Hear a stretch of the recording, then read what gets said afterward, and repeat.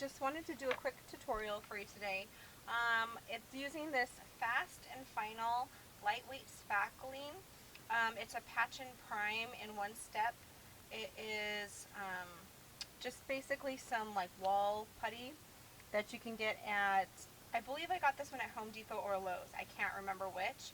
I was with my husband and he was shopping for some things for his business, and so I grabbed a bit of this to do a tutorial on. So what it does is it makes this great medium for scrapbooking. It's very lightweight. I can't explain how light it is, but it's very, very lightweight. It probably would break if you bent it, or you can cut it. And then I have this one here. And again, it's kind of, it was kind of messy. I tried to pull it out before it was dry, so that was kind of the problem.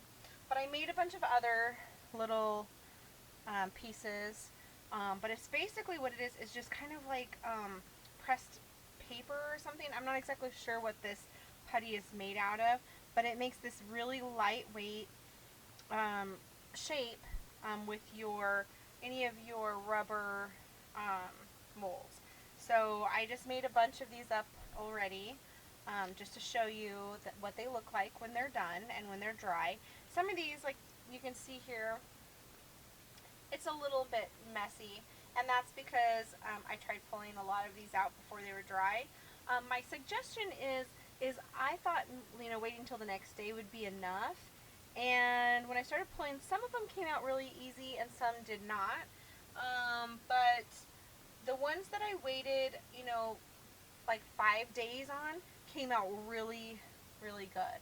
So that's my suggestion, is if you do try this, if you don't wait very long, you'll have these little imperfections. But if you're a little more patient, you can get these really smooth, beautiful pieces. So anyway, I just wanted to show you how to do that today. So what I have here is I have a pile of molds, just different ones that I have collected over the years. And we'll point you down this way so you can see a little bit better. And so with these molds, these ones are Martha Stewart. They were on clearance at Tuesday Morning a long time ago, and I think they were like $3 for a pack.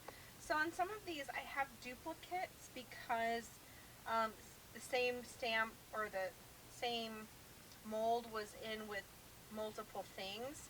So it looks like there was 4 in a pack or something like that, or maybe 2 in a pack. I don't really remember, but looks like I have 8 here. And then I got this one, and this one is by Wilton, and it's just a mold that I got at, I believe, Michael's, and it's just for making, I think, like fondant wedding roses and things like that. But it works really great for this type of project also. So basically what you do is you open the jar. Okay, so what it looks like is just like this. It's just kind of this, it's kind of soft, and it's kind of like chalk-like.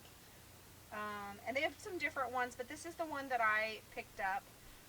So if you want to see what it is, and here's the barcode also if you want to copy that down. Sometimes people like to buy the exact same thing that they see on TV. Otherwise, sometimes, if you want to just pick whatever and try it, give it a shot. But this, I think, was like $4 or $5. So it wasn't real cheap, but it wasn't really expensive either. So you just take your mold, and then I just like really kind of like push and compact it in the best that I can, because I think the more that you push it down and push it down, the better it fills up all the little crevices and holes, because you want to have a nice smooth piece to work with. And so I just kind of smush it down, and it doesn't matter if the back is completely flat. Try to make it as flat as you can, but no one's going to see the back. It's going to be what's glued to your project. So the flatter that it is, the easier it will be to attach it to a surface later on. But, that's probably fine. It doesn't have to be perfect. So basically what you do is you just keep filling and filling until all of your molds are completely full, and then just let them set for a day or 2 or 3. You know, give it a while. The longer you let it sit, the better. You know, the more dry it'll be, and the harder this will be, and the easier it'll be to get out later. So you want to just make sure and just really push it down, and then just lightly scrape off the excess, and just try to make it as straight as you can. It doesn't have to be perfect, but you know, you just keep going through all of them. And then same with the big molds like this. All you do is you just, you know, pick the one that you want, and you just you know, smear it in, like lather it in. And I mean, I really don't know how to explain it, but I love this stuff. You can do Yudi ones, you can do all kinds of really cool things with these molds. So they're not just, you know, like use them once type of thing. You can use them over and over and over. And, you know, they have a whole bunch of different ones at Michael's, different designs and motifs. I just picked this one because I liked the flower, and I liked these scallopy bits that turn out just like this. I really like how those look. They're just really pretty, and I like those. So,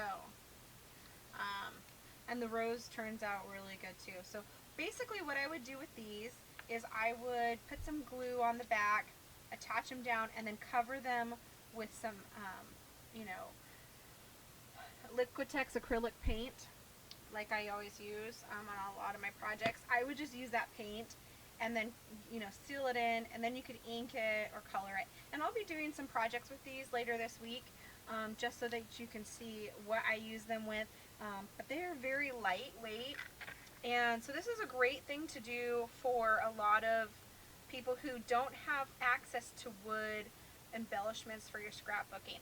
I see all these really pretty wood things that people use on their, you know, scrapbooking pages, little, you know, laser cut wood pieces, and they're so pretty, but I don't know where they get them from, and we don't have any of those type of things here where I live. But we do have Spackle, and we do have these rubber things. And the great thing about it is, as long as you just keep buying Spackle, you can make as many of these projects as you want.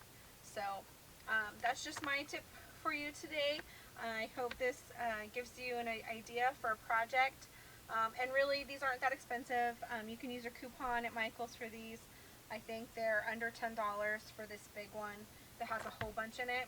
And then these were discontinued Martha Stewart molds that I got at Tuesday morning. I think I paid like $3 for 4 of them. So, you know, just simple, inexpensive things that you can reuse over and over and over again.